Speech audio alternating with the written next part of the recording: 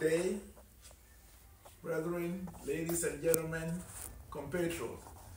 This is the day that the Lord has made. We will rejoice and be glad in it. This is your brother, Emeritus Professor Stephen Ade, coming to you again. And I'm trusting that those who will be hearing on the YouTube and Z101.9 will be blessed. We continue our series. In fact, this is going to be the last in the series, Living by Strategy. We have looked at the importance of being intentional about how you live, the importance of defining your life mission, your purpose of being on planet Earth by God, and then having epochal visions of what you want to accomplish and what you want to be. We translated that one into actionable goals and targets, and above all, making sure that in all this you have a coordinating principle, which I call the organizing principle. In other words, something that holds all things together, which as you fulfill them, you automatically fulfill all other areas of your life. I call it the organizing principle. Stephen Covey calls it the true north principle. And for me, that is Jesus Christ, in whom all things cohere.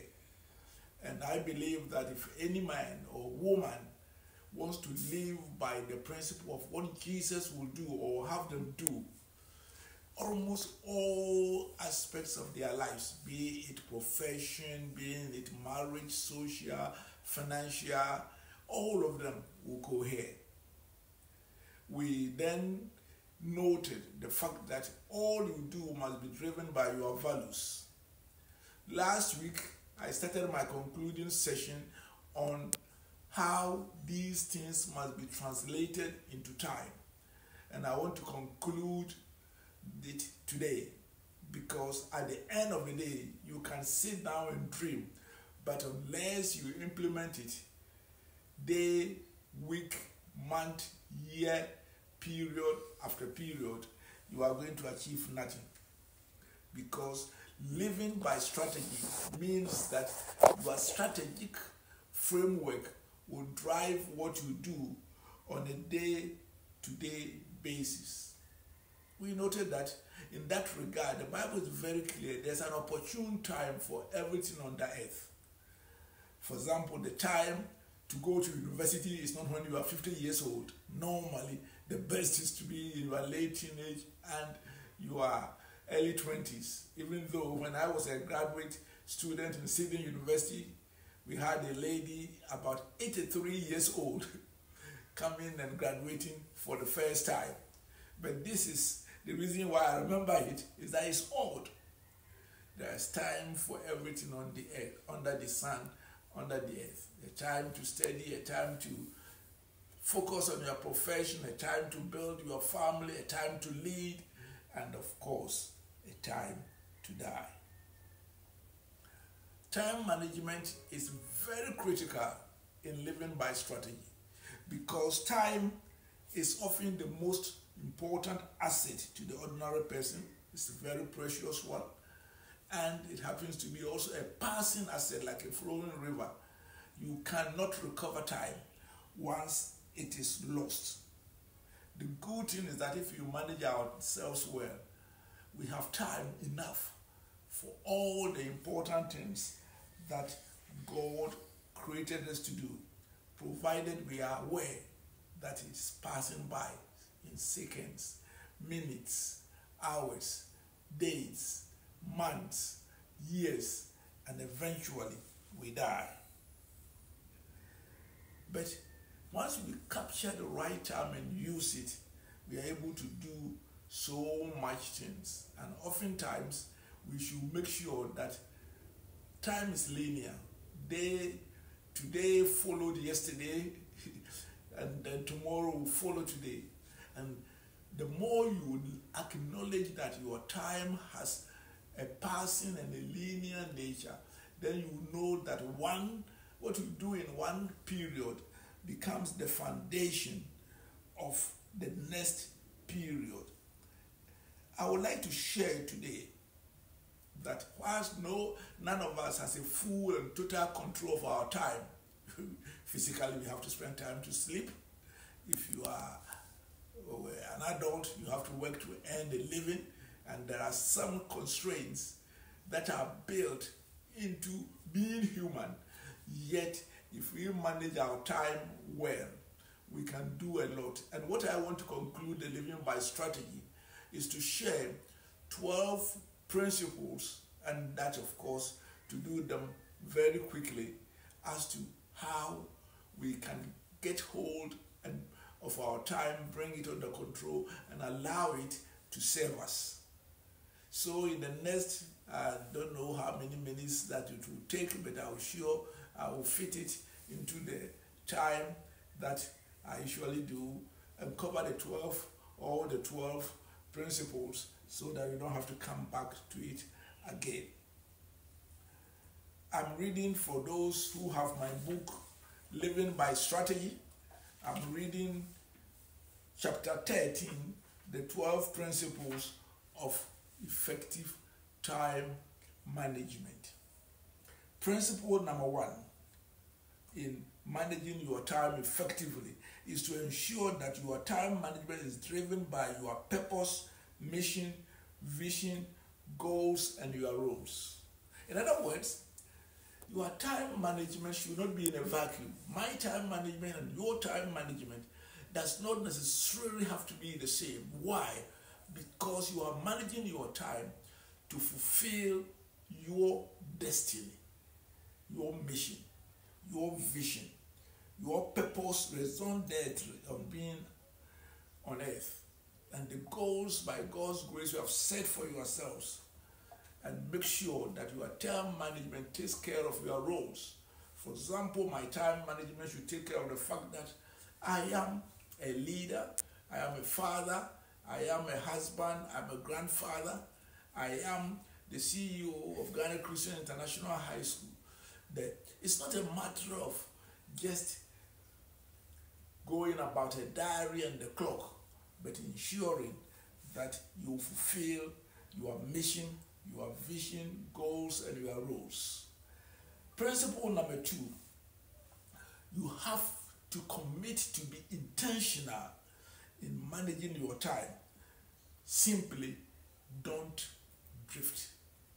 Oftentimes, people don't manage their time well because they have decided just to waste their time. I don't think that any normal adult will go out, decide that I'm going to waste time.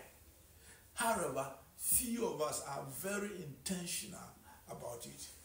In some of my works, I note that actually all of us have a very limited time of about 2 to 4 hours discretionary time every day. And unless we are intentional about it, we will find that we are not going to use our time well. So intentionality is very, very important about our time management. If you are not intentional, the days will pass by, the weeks will go, and then before you are aware, you said that if I had my life to live it again. Let me now go to principle number 3, and that is a big one. The Bible says, redeem the time, for the days are evil. In other words, oftentimes it's not a matter of our not using our time. Anyway, whether you like it or not, within the next 24 hours, the day will be gone, another day will come. As some say, do something in my life. So the time will go. The issue is how to capture it. In other words, whether you like it or not, you have used the time, either in sleeping, in gossiping, in working, or in praying, whatever it is. The most important thing which this third principle seeks to capture is this. Make sure that you take time from less valuable things and use it for your priority things. For example, Stephen Covey has a very important grade, dividing time into 4 zones in the 4 quadrants. And he says that oftentimes there are some useless things we spend our time going through every mail. These days, if you want to go through every WhatsApp, and I get at least about 200 WhatsApp messages in a day. And some platforms, I don't know whether people spend all their time just on platform. There will be about 200, so I don't count that one even up to in that of my 200. I'm talking about why? Because if I'm going to spend time to read on one platform 200, then I must as well not do so. In addition, even in my school, I mean, of course, the teachers and the workers, which are about 300 of them, have their platform. I'm not going to spend my time. My job as executive chairman is not to read every one of them. No, I don't. Rather, the only time I go to that platform is if I want to communicate to all of them. If any one of them has something important, they send me a private note. So among themselves, they must have fun, young people, teachers, and other things. And that is not going to be the one I'm going to spend my time on. Many people are spending so much time on electronic media, on those social media, that they are not making the best use of their time. In the olden days, it was gossiping, wasting your time, but now they think to be busy, but busy about what? You must learn how to capture the 2 to 4 hours discretionary time you have every day, and then direct them to study, to rest, to improve yourself, to learn a skill, to worship God. Unless you redeem the time, your days will pass. For example, I note that all of us have 7 days in a week, but each one of us on the average have 2 days. That's Saturday and Sunday. If you happen to be a nurse or one of the essential services, your days off may be different because you have to look after us. And God bless you for doing that. Doctors and nurses, emergency services. But the ordinary person has consistently 2 days in a week. Do you know how big that is? It is 28.5% of your life. In other words, almost 1/3 of your life is in the weekend. Our jokingly, when I'm teaching time management, I say that, why I'm not as good, better than I am, because I sleep about 7 to 8 hours a day. That is 1/3 of my day. And if I let the weekend go, another almost 1/3, I have only 1/3 of my life left. You must learn not only to not waste your time on useless things and not things that don't add value to you, but also capture certain blocks of time like the weekend. And you don't need, that doesn't mean that the weekend I'm busy, I'm managing my time. No. When you capture 6 hours at the weekend, whether you're a student or a worker or an apprentice, you will make the great difference in your life. And do you know how long that is? It's as short as 6 a.m. to noon on Saturday. It's amazing what one can do within 24 hours if we learn to redeem the time and make the most of it. I was just looking at my agenda for next weekend, and it's within 24 hours I'll be able to go to my village school to go and close a training by Child Evangelism Fellowship, attend a dear grandmother's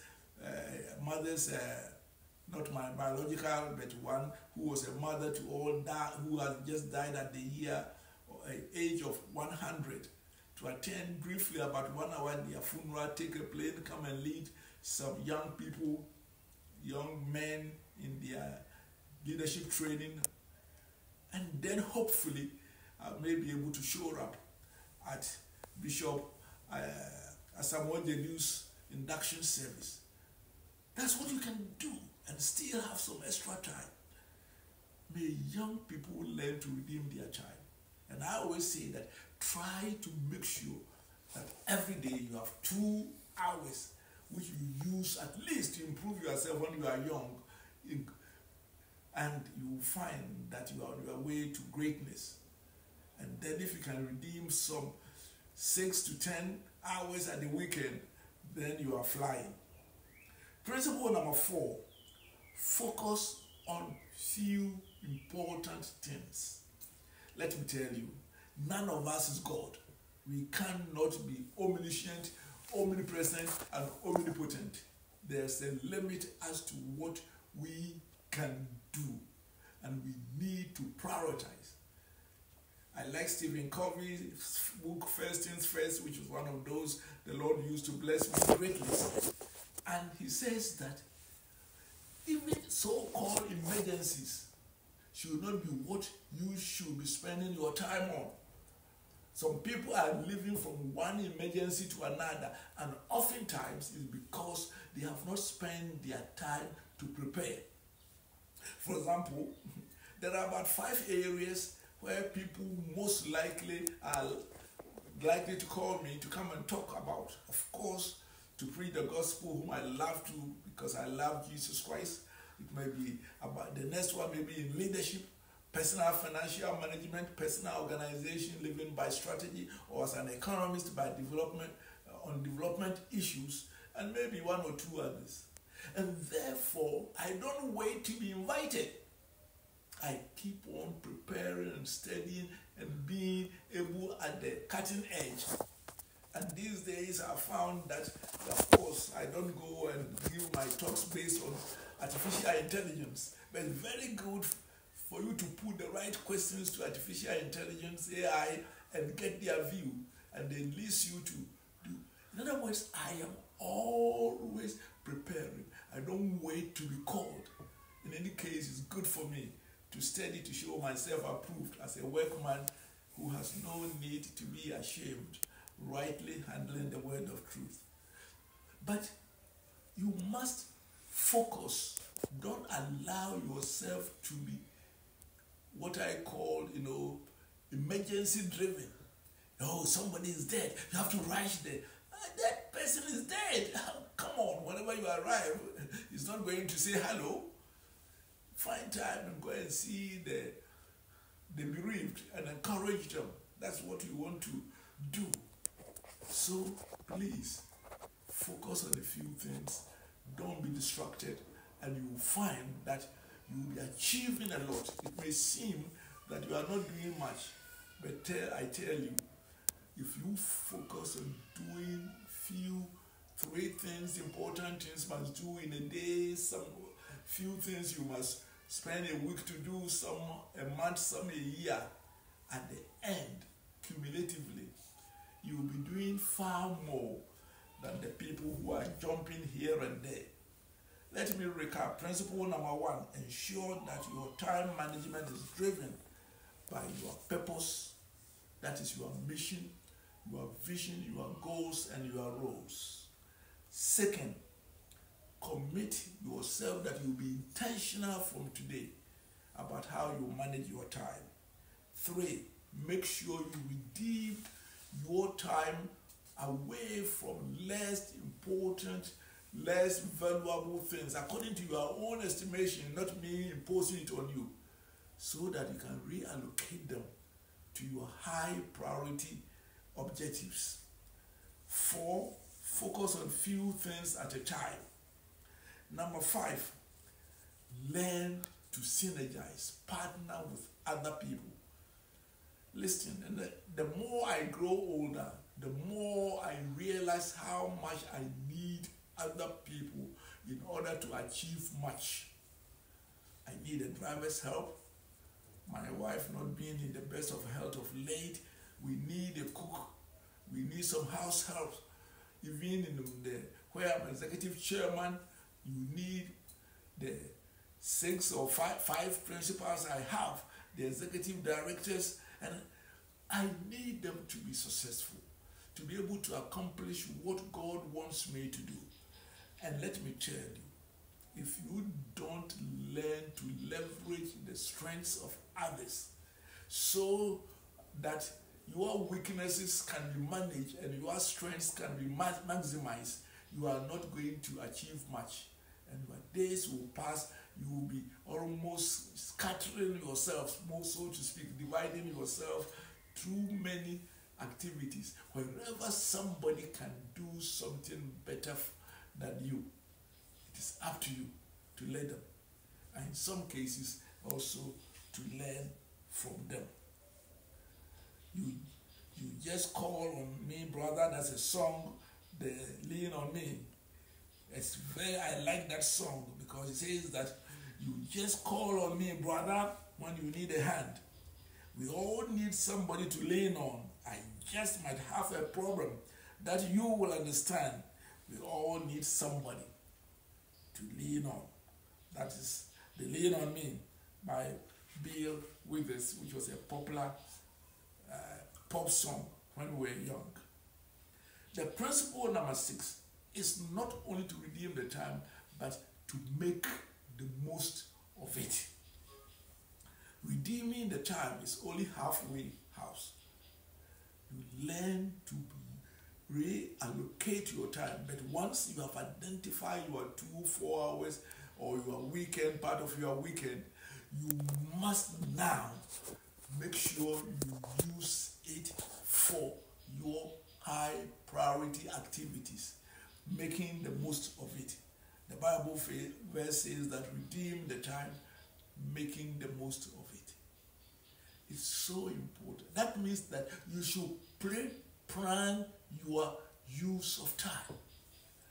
When I wake up in the morning, I'll have something to do as a Christian. I have my daily guide, I have my Bible sessions to read.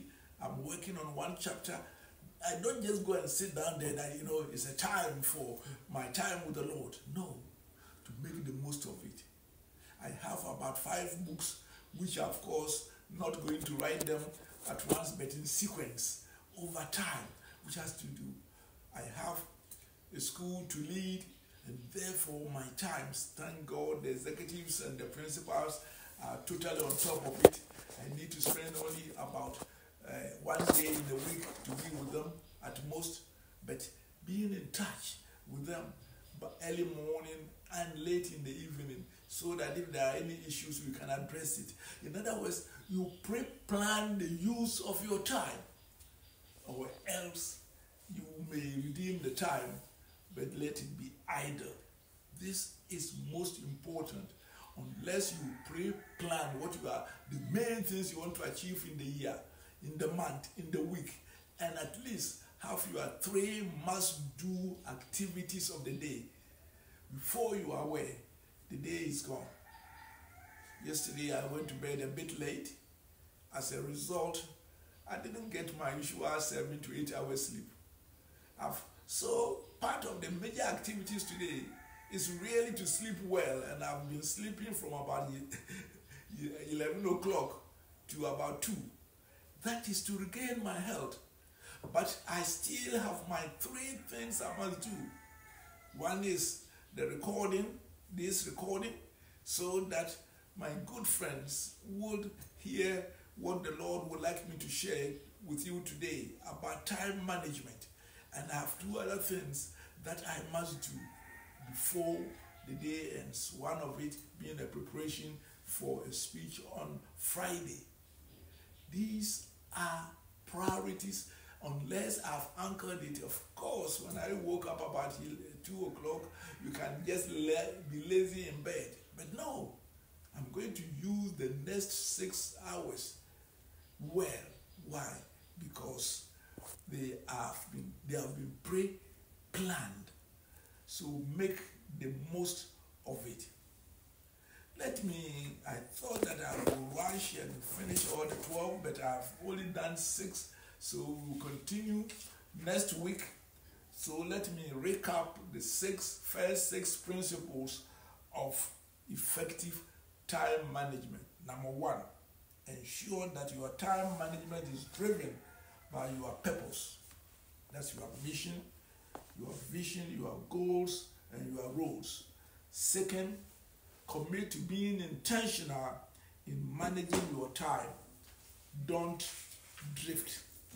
3, make sure that you capture dead time and use them for more useful things. Redeem the time from low value activities for higher purpose ones. 4, focus on a few important things at a time. You cannot do everything. 5, synergize with partners, including effective delegation. And finally, the 6th one, make the most of the time. Shalom, and may the Lord be with you as we continue with the last 6 of my 12 principles of effective time management.